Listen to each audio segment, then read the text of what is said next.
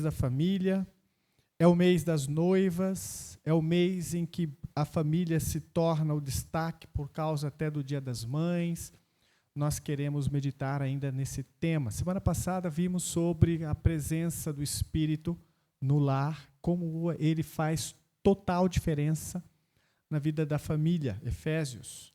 Hoje nós vamos ver o Salmo 128, todo ele, e vamos meditar neste Salmo e encontrar aqui o padrão de Deus para o nosso lar, amém? A palavra de Deus diz o seguinte: bem-aventurado aquele que teme ao Senhor e anda nos seus caminhos, pois comerá do seu ou do trabalho das tuas mãos. Feliz serás e te irás bem. A tua mulher será como a videira frutífera ao lado ou aos lados da tua casa. Os teus filhos como plantas de oliveira, à roda da tua mesa. Eis que assim será abençoado o homem que teme ao Senhor. O Senhor te abençoará desde Sião, e tu verás o bem de Jerusalém e de todos os dias da tua vida. E verás os filhos de teus filhos e a paz sobre Israel. Amém? Vamos orar. Ó Deus, eis a tua palavra que lemos, um cântico de peregrinação, quando os judeus estavam em caminho ou a caminho do templo em Jerusalém, cantando a Deus esta sequência de salmos, pedindo a bênção do Senhor sobre a sua casa, sobre a sua família. Ó Deus, abençoa-nos com esta canção agora, abençoa-nos com esta oração, e que nosso lar possa ser edificado, que nosso lar seja transformado para a honra e glória do Senhor Jesus Cristo hoje. Amém. Há uma canção, o Salmo 128 é uma canção de peregrinação. As pessoas saíam das suas cidades ao longo de todo Israel e iam nas grandes festividades em direção a Jerusalém, e com suas famílias e caravanas, eles iam salmodiando, cantando salmos ao Senhor.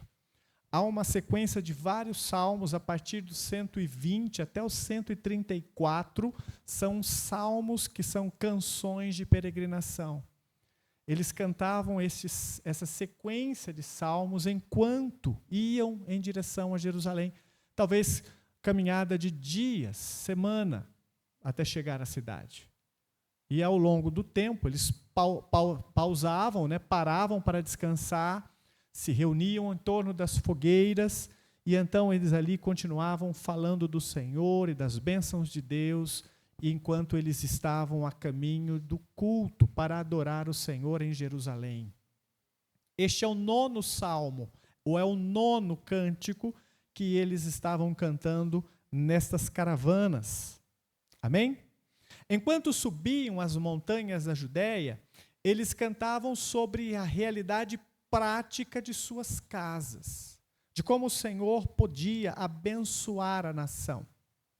Este salmo específico, ele é um salmo pós-exílico, ou seja, ele vem depois da Babilônia. Ele é um salmo que vem já mais novo, mais recente na história dos hebreus.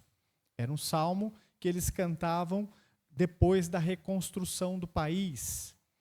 O Salmo 127, que é o salmo anterior, é uma sequência. Começa o 127, continua no 128. Os dois salmos é um conjunto só. E no 127, ele foca na soberania de Deus para a construção do lar. Tem um versículo muito bonito, no Salmo 127, se o Senhor não edificar a casa, em vão trabalham os construtores. Então ele começa falando de Deus construir um lar, de Deus edificar uma casa, que é o Senhor quem faz isso. E no Salmo 128, ele foca na nossa responsabilidade, uma vez que o Senhor já edificou no Salmo 127, qual é o nosso papel? Como podemos manter esta bênção no lar? como nós podemos viver dentro desta casa que foi construída por ele no Salmo 127. Então é uma sequência lógica. Ele construiu, ele deu a você marido, você esposa, você filho, e agora ele espera que você dê seguimento a isso. Ele espera que você continue mantendo esta bênção do Senhor sobre este lar. Pode seguir aí mais um slide que eu quero te mostrar uma frase que vai nos nortear aqui. A verdadeira felicidade familiar não é um acidente do acaso ou obra de algum resultado financeiro. Ela é o resultado de uma vida pautada pelo temor ao Senhor. Você pode ler essa frase comigo? A verdadeira felicidade familiar não é um acidente do acaso ou financeiro. Ela é o resultado de uma vida pautada. Vamos ver juntos o Salmo, versos 1 e verso 2. Pode passar mais um. Há um primeiro ponto importante aqui que eu quero que nós possamos destacar em nosso coração. A raiz da felicidade doméstica. Ele diz no verso 1 e 2, bem-aventurado aquele que teme ao Senhor e anda nos seus caminhos, pois comerás do trabalho das tuas mãos, feliz serás e te irá bem. A primeira palavra que é destacada neste texto, logo no início, é a palavra bem-aventurado. O Salmo começa com uma palavra que significa literalmente múltiplas bênçãos, felicidade intensa. A palavra está no plural, dando uma ideia de que Deus derramará muitas bênçãos. Ou seja, é como se ele estivesse derramando sobre o seu lar vários tipos de bênçãos diferentes.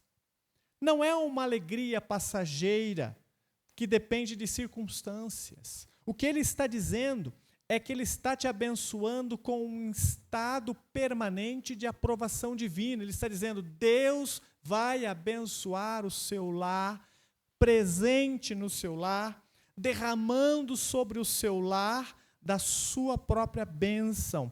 Ele estará dentro da tua casa, sentado à mesa durante as refeições.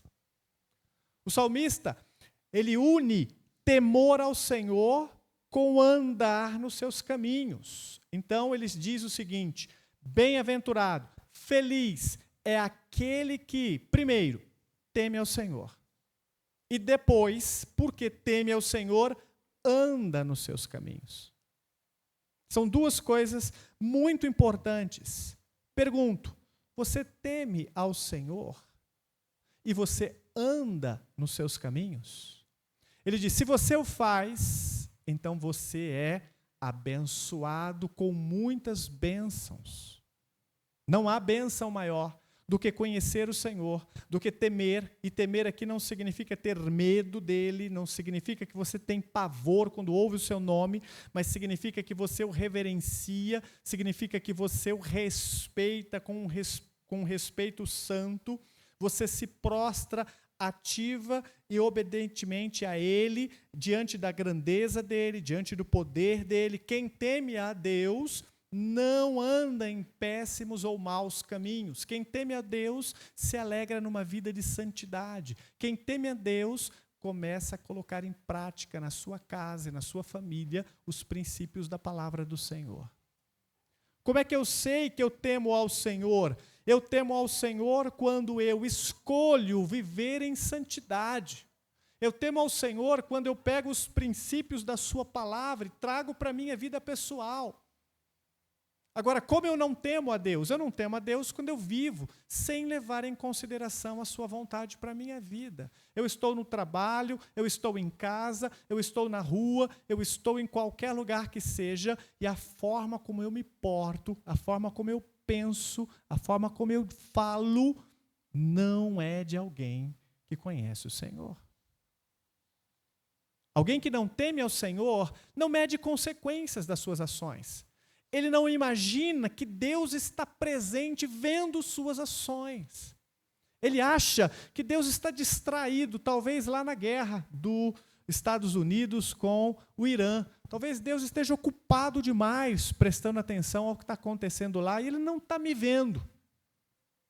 Como se Ele estivesse indiferente ao que eu estou fazendo.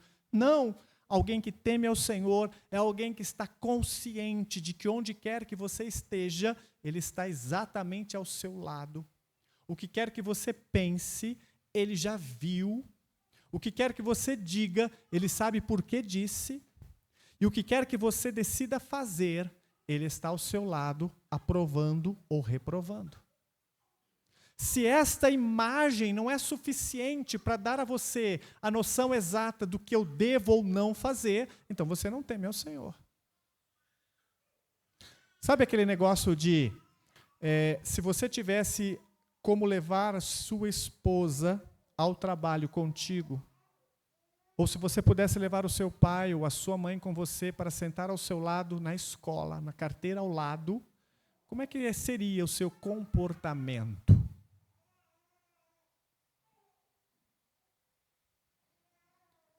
Será que você faria exatamente o que faz todos os dias? Será que você se comportaria da mesma forma? Pois bem, quem teme ao Senhor tem essa consciência, mas não é a esposa, nem é o pai que está sentado na cadeira ao lado, é o Senhor, o que é muito maior. Ele diz, bem-aventurado aquele que então teme ao Senhor e que anda nos seus caminhos. Ele diz no verso 2, comerás do trabalho, diz o texto.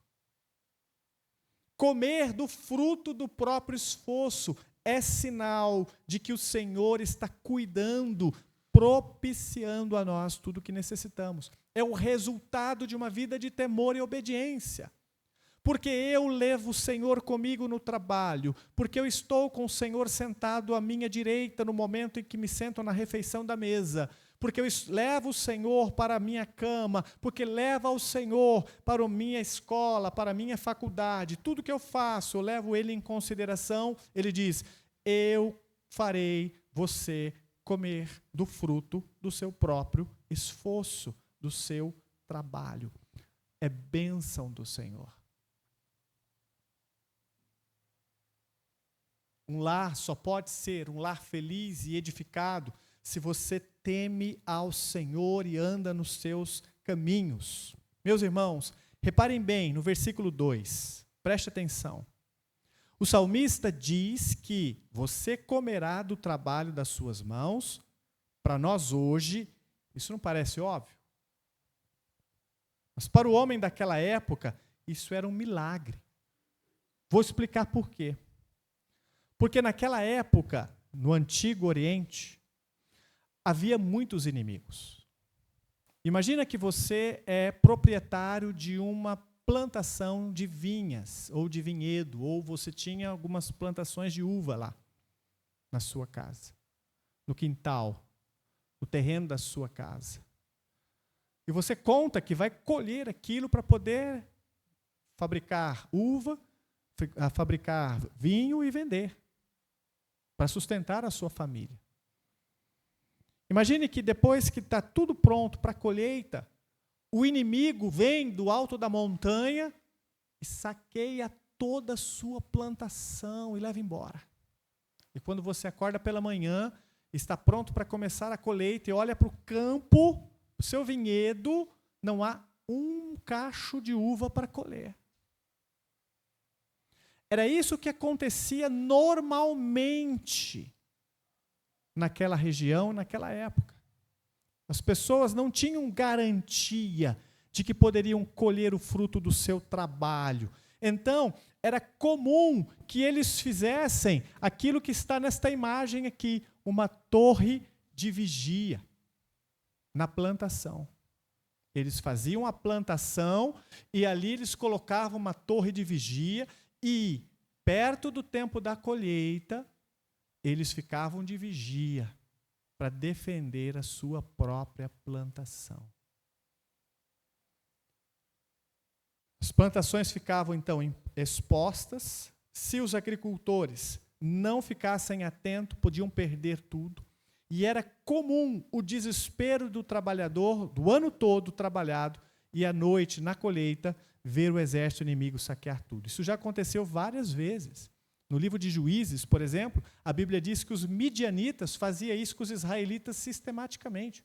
Eles plantavam e, quando iam colher, os midianitas vinham e levavam tudo embora. Se isso acontece na sua casa, sabe o que isso vai acontecer? O que isso vai gerar? Fome, miséria. Porque até você plantar de novo, para colher de novo, vai meses. O que você vai comer até lá? O que você vai negociar? Do que você vai viver? Hoje parece difícil imaginar esta cena, porque nós vivemos num país onde, se você fica desempregado, você recebe ajuda, auxílio, por 6 meses. E se depois disso você ainda continua desempregado, você pode entrar com alguma coisa lá, alguma ajuda social, e você vai receber alguma coisa, ou uma cesta básica, alguma coisa você vai conseguir receber, e você não vai passar fome. Mas naquela época, se você perdia a sua plantação, você perdia tudo. Muitas vezes, meus irmãos, a ansiedade nos faz buscar atalhos. Nós trabalhamos freneticamente, sacrificamos o tempo com as pessoas que amamos, violamos nossos valores éticos para acumular cada vez mais e mais e mais dinheiro, nos afastando dos princípios do Senhor. Vivemos mais preocupados em acumular tesouros na terra do que tesouros nos céus. Nós não estamos mais preocupados em abençoar os nossos lares, ensinando-os a servir ao Senhor. Estamos mais preocupados em treinar os nossos filhos em como ganhar dinheiro. Esses dias perguntei a um pai, como você prepara o seu filho no futuro para obedecer ao Senhor? Como você o orienta sobre a carreira, sobre suas escolhas profissionais? E ele ficou parado, não sabia o que dizer, porque os conselhos sempre foram na seguinte direção: procure as profissões que vão render mais dinheiro. Aí eu fico pensando, eu não criei e não crio os meus filhos para ganhar dinheiro. Porque a vida de um homem não consiste em ganhar dinheiro. Dinheiro é a consequência de uma vida de obediência ao Senhor. Dinheiro não é o resultado final. Você não está aqui para isso. Não é o objetivo principal da sua vida. Se você tiver dinheiro, é graças ao Senhor. E se não tiver, é também por obra do Senhor. Seja o que for, segundo o salmista, o resultado do trabalho é bênção do Senhor. Senhor, eu crio os meus filhos para ti. Eles terão o que o Senhor quiser que eles tenham. Se será muito, louvado seja o Senhor. Se for pouco, louvado seja o Senhor também. Mas há uma coisa que eu ensino os meus filhos a não fazer. Nunca deixe o dinheiro ocupar o lugar do Senhor no seu coração. Tenha o Senhor em primeiro lugar. Obedeça a Cristo. O dinheiro virá porque o Senhor abençoa os seus filhos. O Salmo 128 quebra a mentalidade. Qual mentalidade? De acumular mais e mais rápido, de juntar dinheiro a todo custo. O homem que teme ao Senhor ganha um privilégio. Qual privilégio? O dinheiro não compra este privilégio. Paz de Deus no coração. Poder deitar a cabeça no travesseiro e saber que você vai desfrutar do fruto do seu trabalho. Obrigado, Senhor, porque eu temo a Ti, eu amo acima de tudo, eu sei que o Senhor está cuidando de mim, da minha família, do meu lar. E o Senhor suprirá as nossas necessidades. Por quê? Porque é Ele quem faz crescer a vinha, é Ele quem põe o fruto da videira aqui para ser colhido, e é Ele quem sustenta para que o inimigo não invada a plantação para colher na hora no seu lugar. E é por isso que ele diz, é feliz aquele que teme ao Senhor e que anda nos seus caminhos. porque este será abençoado. O ímpio pode acumular riqueza, mas o justo acumula paz para comer o que plantou. É por isso que o texto nos ensina que a verdadeira prosperidade, que é tanto falado em muitas igrejas por aí, não é apenas sobre o quanto você ganha, e o quanto você tem na conta bancária, o quanto você guardou na poupança ou no seu investimento, mas sobre a paz que você tem para desfrutar o que você recebeu do Senhor. O que adianta ter tanto dinheiro guardado, mas não ter paz para gastá-lo? Não ter alegria, não ter satisfação que vem do Senhor. O homem que teme a Deus não precisa de atalhos desonestos. Ele não precisa viver uma vida preocupado com o dia de amanhã, porque o Senhor é quem guarda a sua colheita. E isso nos leva diretamente ao próximo cenário do Salmo, que sai do campo de trabalho e agora entra no coração da nossa casa. O versículo 3, pode seguir para frente aí, ele diz: a tua mulher, como consequência de uma vida de temor e andar no caminho do Senhor, ele diz: a tua mulher será como a videira frutífera aos lados da tua casa, os teus filhos como plantas de oliveira à roda da tua mesa. O que simboliza, o que significa comparar a mulher a uma videira? Já viram uma videira? Está ali, ó. A videira é o que produz a uva. Era a base da agricultura da época em Israel. Havia muitos vinhedos por todos os lados naquela região, porque aquela terra era propícia para isso. A videira era símbolo bíblico de celebração, alegria, intimidade e doçura. Você já comeu uma uva, sabe que ela tem um gosto doce. Você já bebeu um suco de uva e sabe que ele é doce. Se você já teve alguma experiência de beber um copo, um cálice de vinho, você sabe que ele também produz alegria, porque ele te faz ficar alegre. Então, o que o salmista está dizendo?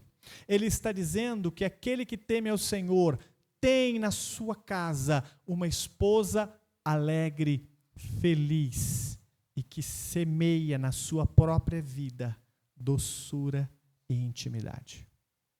Amém? Se você teme ao Senhor e anda no seu caminho, a sua mulher, promete o Senhor, será bênção para você. Mas agora lembre, quem é a pessoa do versículo 1? É o marido. Porque é ele quem planta e é ele quem colhe. A mulher fica em casa e ela vai ser a bênção que vai recebê-lo em casa depois. Ou seja, o marido é quem tem que temer ao Senhor e andar no seu caminho. E se ele fizer isso de todo o coração, colherá em casa. Você tem colhido na sua casa? Quando você chega, sua mulher está pronta para te receber. O texto ainda diz que esta videira, ela está também se derramando para os lados da tua casa. Aponta para o interior, para o ambiente protegido do lar. Esta mulher é bênção para todos. Porque é bom para ela estar debaixo de um marido que serve ao Senhor.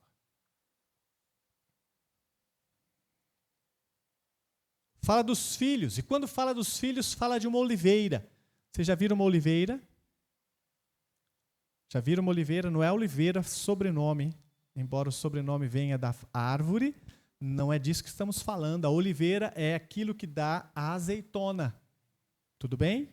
A azeitona também era algo produzido em Israel naquela época. A azeitona podia dar aquele frutinho que você come, mas também com a azeitona você fazia o azeite ou óleo da oliva, e aquele azeite era usado para abençoar, ele era usado para ungir, ele é usado como uma iguaria ou algo precioso. Aquele azeite era necessário para acender candeias, aquele azeite era necessário para iluminar. aquele azeite era necessário para muitas coisas dentro do lar.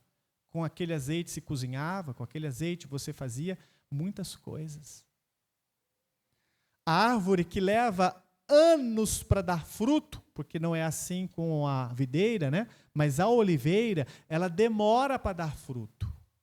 Só que ela tem uma vantagem. Se você derruba ou corta uma oliveira e ela cai no chão, adivinha o que vai acontecer? Ela brota de novo. Ela brota de novo. Oliveiras podem durar milênios. Sabiam disso? Há em Israel algumas oliveiras que estão lá há milênios. Por que ela consegue viver tanto tempo? Pelo princípio de broto. Ela brota e vai brotando e nunca para de produzir brotos. Portanto, o que ele está dizendo? Que esta árvore que resiste ao tempo, que vive por séculos, ela representa os filhos, a roda da tua mesa, que estão ao redor, sentados na mesa, reflete comunhão, paz, ensino constante. Eu quero que você imagine entrando pelas portas dessa casa abençoada, no versículo 3, que nos apresenta a pintura viva da família. A primeira figura que o salmista destaca é a esposa, com a videira. Depois a metáfora segue e agora ele nos mostra este que é o resultado da casa abençoada, os frutos, a oliveira. E ele diz que esses frutos durarão por séculos.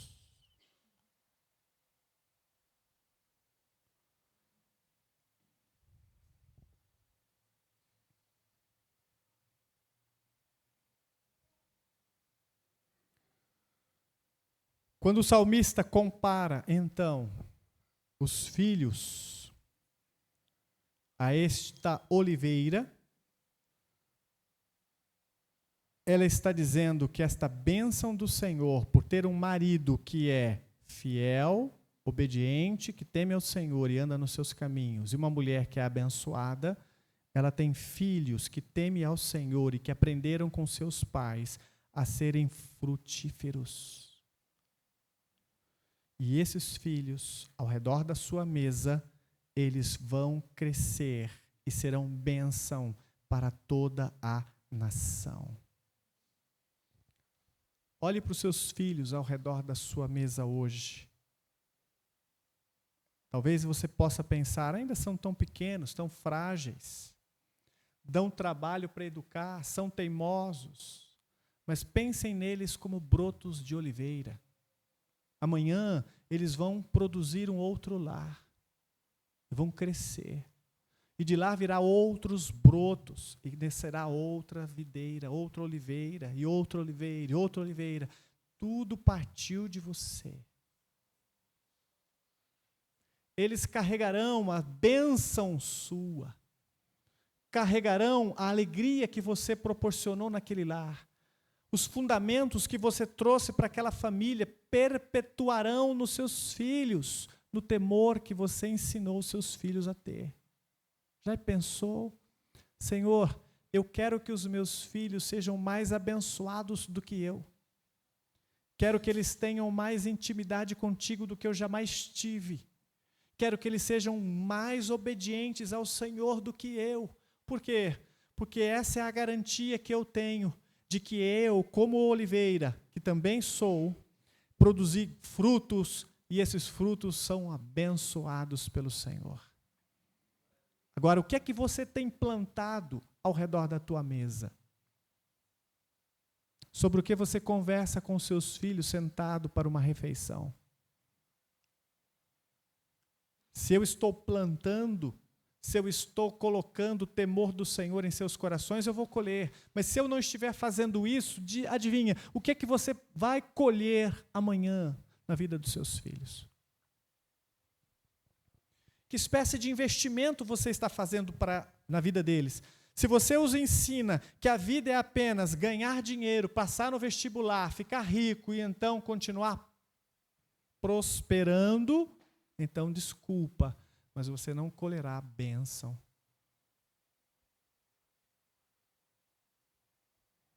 Se você está produzindo como se fosse uma espécie de produção em linha, filhos que não temem ao Senhor, porque não veem papai e mamãe temer ao Senhor, então adivinha o que você vai colher.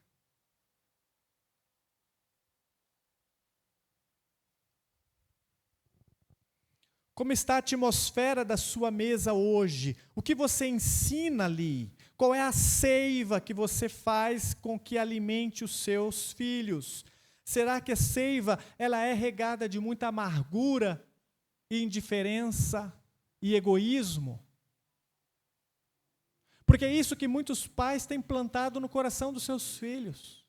Eles mal têm tempo para falar com os filhos, para sentar com eles e ter uma conversa honesta e sincera sobre suas vidas.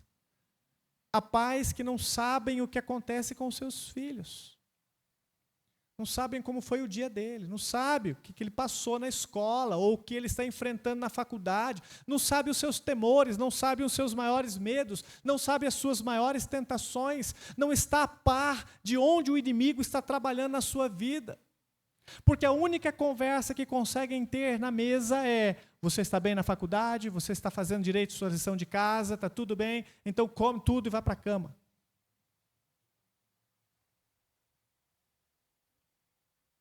Já tomou banho, já fez suas obrigações, já fez sua lição, seu dever de casa, vá deitar. Única conversa.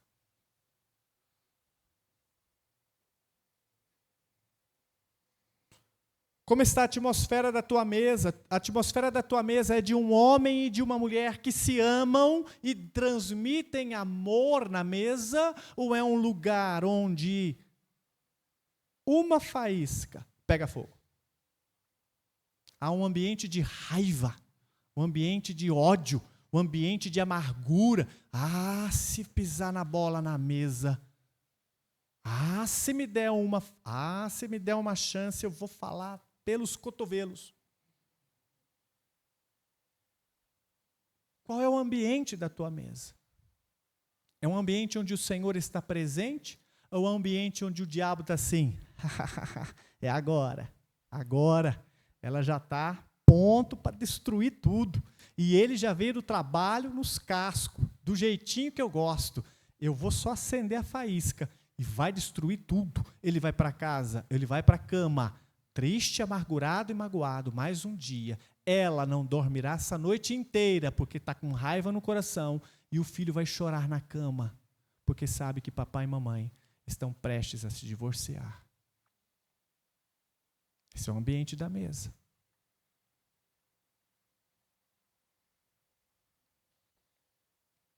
Cada refeição em família, queridos, cada conversa ao redor da mesa, é o momento onde você injeta a seiva da palavra de Deus nesses pequenos brotos.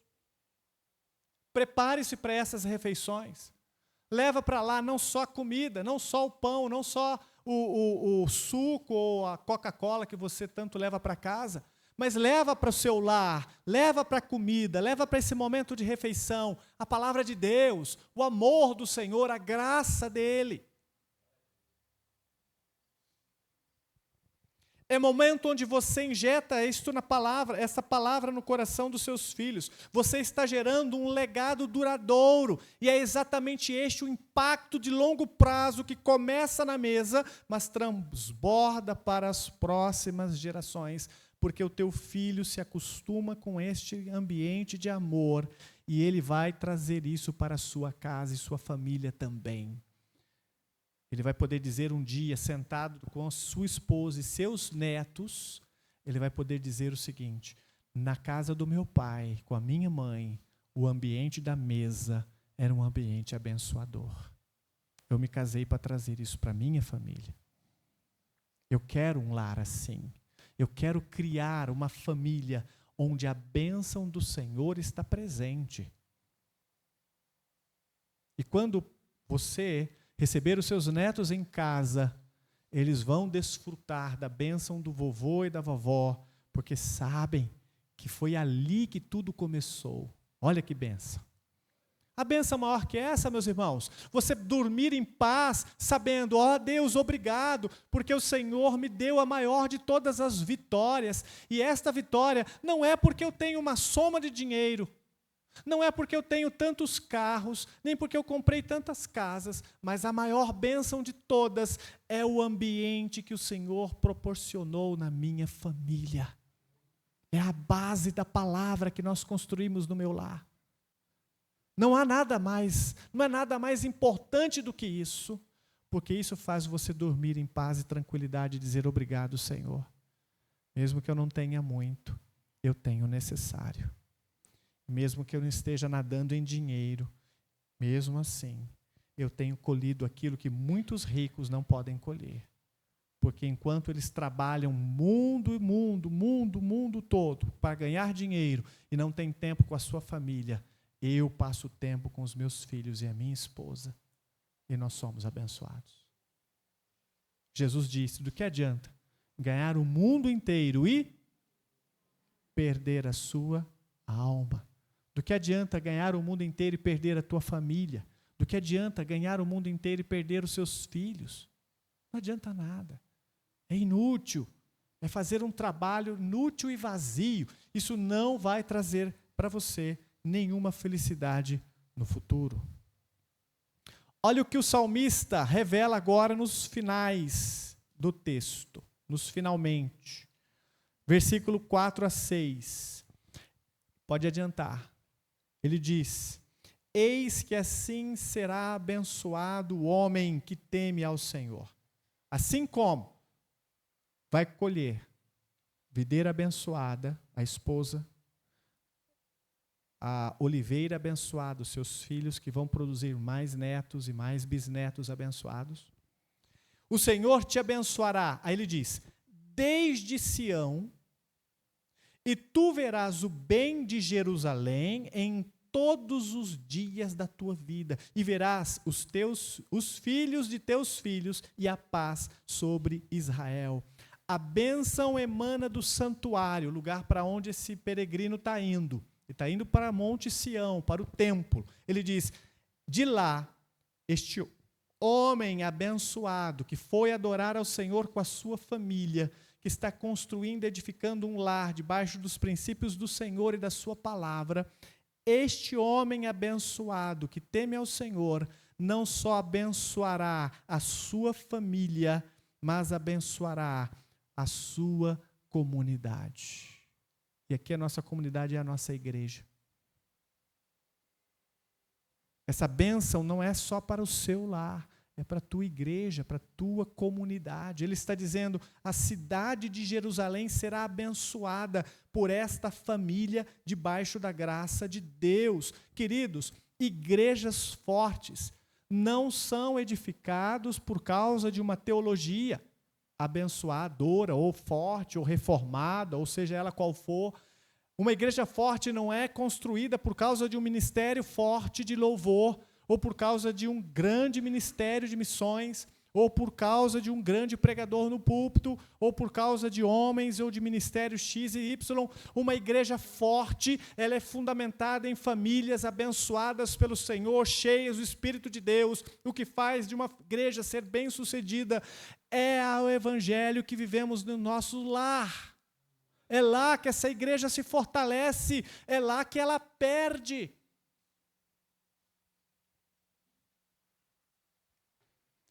Esta é a bênção do Salmo 128. Ele está dizendo para a nação a fórmula do sucesso. A fórmula do sucesso não é prioridade nas coisas materiais, mas a forma do sucesso é a prioridade nas coisas do Senhor, edificar o seu lar debaixo dela, e todo lugar onde você convive será abençoado, porque você é um homem e uma mulher abençoada. É um filho abençoado.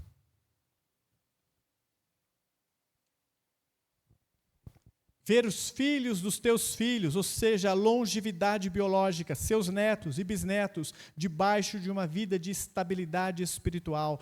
Esta é a satisfação de ver a aliança com Deus preservada nas futuras gerações. Agora, note bem, ele não diz, ganhe dinheiro e você abençoará seus netos. Ele diz: viva no temor do Senhor, caminhe no seu caminho, edifique o seu lar debaixo dos princípios do Senhor, e você abençoará os seus netos.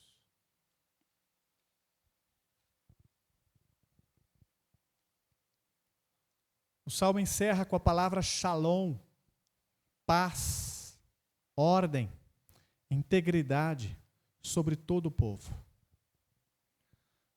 Há um princípio muito interessante nesse salmo. A espiritualidade privada, a fé que você vive dentro da sua casa, ela afeta a saúde do ambiente onde você vive lá fora. O que você gera, ou o que você planta dentro da sua casa, você colhe lá fora. Há outro princípio interessante aqui: famílias estruturadas no temor de Deus constroem igrejas, cidades, bairros, sociedades saudáveis. Sabe por que o país está no caos em que vive? Porque nós temos uma crise familiar. Lares onde Jesus não reina, mesmo de crentes. Por esta razão, nós temos o governo que temos. E não importa se é de direita ou de esquerda. Estou defendendo A ou B. Estou dizendo governos injustos que roubam do povo, sejam de direita ou de esquerda, é o resultado de um povo que não teme ao Senhor, que não o ama, que não vive nos seus princípios e que elege corruptos de direita ou de esquerda para representá-los. Ao invés de ter os seus princípios que norteiam a sua própria casa, ajudá-lo a escolher o futuro da nação.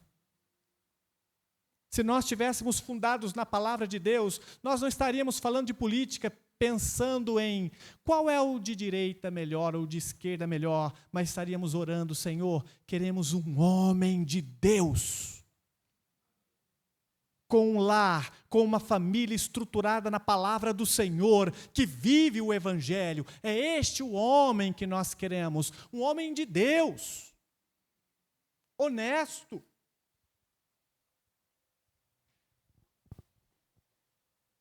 O colapso de uma cultura começa quando os seus lares deixam de temer ao Senhor. Preste atenção: se você vive no seu lar princípios da palavra de Deus, mesmo que você possa sofrer aqui e ali, o Senhor te coloca no trilho de novo. Agora, se você não conhece o caminho do Senhor, como é que você endireita as coisas? Como é que você vai endireitar as coisas quando elas saírem do trilho? Quando elas estiverem se perdendo, quando os seus brotos estiverem sendo jogados na lama, como é que você conserta as coisas? Suas escolhas espirituais hoje determinam o tipo de legado que os seus netos receberão amanhã. Acredite, você não é uma ilha. Tudo o que você está fazendo aqui na sua vida cristã, ou você vai colher lá na sua velhice, quando ver a sua família, ou não. O que é o que você tem plantado? Conclusão. O Salmo 128 é uma espécie de círculo. Ele começa no coração do indivíduo que teme a Deus, verso 1. Passa pelo bolso, pelo trabalho honesto, verso 2. Invade a mesa e os relacionamentos mais íntimos da casa, no verso 3, e termina transformando as ruas da cidade e a futura geração, nos versos 5 e 6. Sucesso profissional, financeiro ou ministerial nunca vai compensar o fracasso do seu lar. Nunca. Por isso, se você está casado agora e não tem filhos, preste atenção. Estabeleça já hábitos de oração, da palavra. Estabeleça hoje princípios rígidos onde o seu coração se mantém fiel ao Senhor, para que quando os filhos chegarem, você já sabe o que deve ensinar. Se você já tem filhos e não tem praticado isso no seu lar, não tem sentado com seus filhos para estar diante da palavra, não tem o hábito de orar com eles, não tem o hábito de ensinar a Bíblia para eles, se arrependa já, urgentemente, ainda é tempo. Eles podem estar barbados, podem estar quase casados, podem estar já na faculdade, ou já no ensino médio, ou já no Fundamental 2 ou 1, ou ainda no berçário, não importa, você tem tempo, porque se Deus te trouxe aqui, é porque Ele quer que você ainda semeie um fruto no coração do seu filho. Nem que seja para você chegar lá e pedir perdão. Eu quero pedir perdão a você, filho, porque ao longo de toda a sua vida, até aqui, 18 anos, 20 anos, 25 anos, eu nunca orei contigo. Quero pedir perdão a você, minha filha, porque nos dias de angústia, eu nunca estive ao seu lado com a palavra de Deus para te aconselhar. Mas eu vou mudar isso a partir de agora, em nome de Jesus.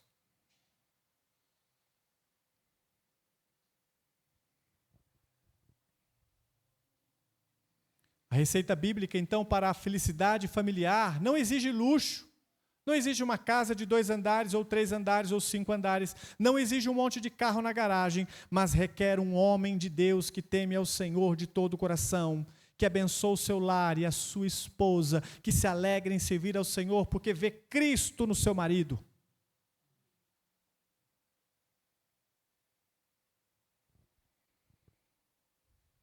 Este homem valoriza sua esposa, vive os princípios de Deus dentro do seu lar e discipula os seus filhos na palavra do Senhor.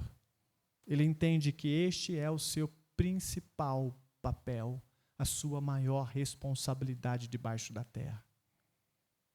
Eu não quero encontrar o Senhor um dia que eu partir e Ele me perguntar: o que você fez com a vida que eu te dei, com a família que eu entreguei nas tuas mãos, com a esposa que eu te entreguei porque você me pediu, com os filhos que eu te dei porque você me pediu. O que você fez com esta família? Eu não quero olhar para o Senhor e dizer: Deus, eu ganhei 50 milhões e deixei tudo para eles. Estão com a vida ganha, Senhor. Porque o Senhor vai rir da minha cara e dizer: tolo, você acha que eu te coloquei lá para ganhar dinheiro? Você acha que eu te coloquei lá para trabalhar incansavelmente 5 turnos por semana, 3 empregos, ficar milionário? Você acha que isso é o seu papel de marido? Esse é o seu papel de pai? Tolo. Perdeste foi tempo para fazer da sua família uma bênção para as nações. O que você criou foi meninos e meninas egoístas que não dão valor ao que têm, porque não foram eles que plantaram, foi você. Gastarão tudo o que você tem com bobagem e viverão dissolutamente, porque não conhecem o Senhor, porque você nunca ensinou. Valeu a pena? Então pare de dar tanta atenção ao que não é importante e comece a focar no que realmente importa. Amém?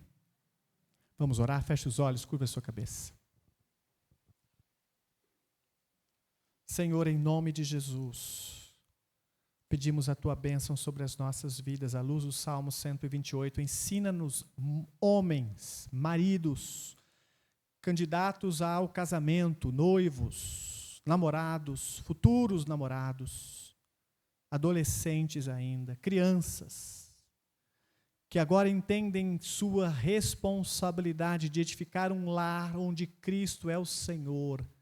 Deus, em nome de Jesus, faz, ó Deus, com que as nossas famílias sejam famílias abençoadoras, a começar na sua mesa, a começar no seu lar, a começar na sua família, e que isso possa trazer bênção para toda a igreja, para toda a sociedade, para todos os lados onde o Senhor levar as nossas vidas, ou nossa casa, ou nossos filhos, eles serão bênção, porque aprenderam em casa a ser bênção na vida um do outro. Levarão o amor de Cristo onde quer que estejam, porque aprenderam com papai, com mamãe, a como se amarem, a como educarem filhos debaixo da disciplina do Senhor. Aprenderam com papai e mamãe a temerem ao Senhor de todo o coração. E onde quer que estejam, farão isso, porque é só o que sabem fazer. Temer ao Senhor, amá-lo acima de tudo. Pai, abençoa a nossa igreja com famílias saudáveis, famílias cristãs legítimas, onde Jesus é o centro de tudo. Pai, abençoa, em nome de Jesus. Amém. Amém. Vamos orar? Acho que não vai ter tempo de cantar, não. Está acabando o nosso tempo. Mas não quero que você saia sem uma tarefa, sem um desafio. Se você não tem o hábito de reunir a sua família para ler a Bíblia e orar, quero que você faça isso a partir dessa semana. E eu vou desafiar você a fazer o seguinte.